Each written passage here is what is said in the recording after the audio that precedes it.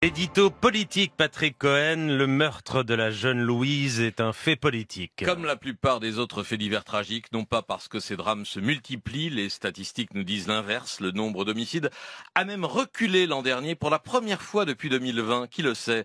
Non pas que nos enfants risquent la mort à chaque sortie d'école, la plupart des 64 homicides d'enfants de moins de 13 ans l'an dernier ont eu lieu dans un cadre familial et presque autant ont été tués dans des accidents de la route. Non, si la mort atroce et insensée de Louise est devenue politique contre la volonté clairement exprimée du père de la victime, c'est à cause de la façon dont, après d'autres, ce crime est commenté, récupéré, instrumentalisé, aux seules fins de prouver un ensauvagement de la France. Par un parti politique? Non, même pas. Le Rassemblement national est resté en retrait, il engrange, loin derrière l'écosystème médiatique d'extrême droite, désormais aussi puissant que coordonné. Samedi, dès le lendemain du meurtre, Valeurs Actuelles évoque un suspect de type nord-africain. Le JDD, journal du dimanche du groupe Bolloré, embraye en citant un prénom arabe, puis Frontières, média identitaire d'extrême droite, qui a table ouverte tous les soirs sur CNews, balance nom et prénom et dénonce, je cite, un francocide. Lundi matin, CNews, première chaîne d'information continue, 8 millions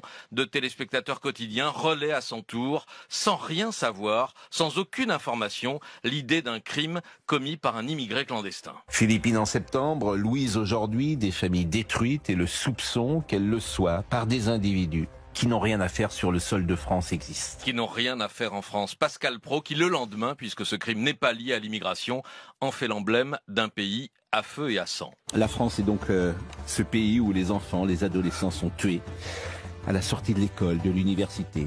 La France est ce pays où les narcotrafiquants ont pris le pouvoir dans les quartiers. La France est ce pays où jouer le dimanche au football fait courir un danger mortel. La France est ce pays où les policiers sont insultés quand ils ne sont pas tués à chaque refus d'obtempérer.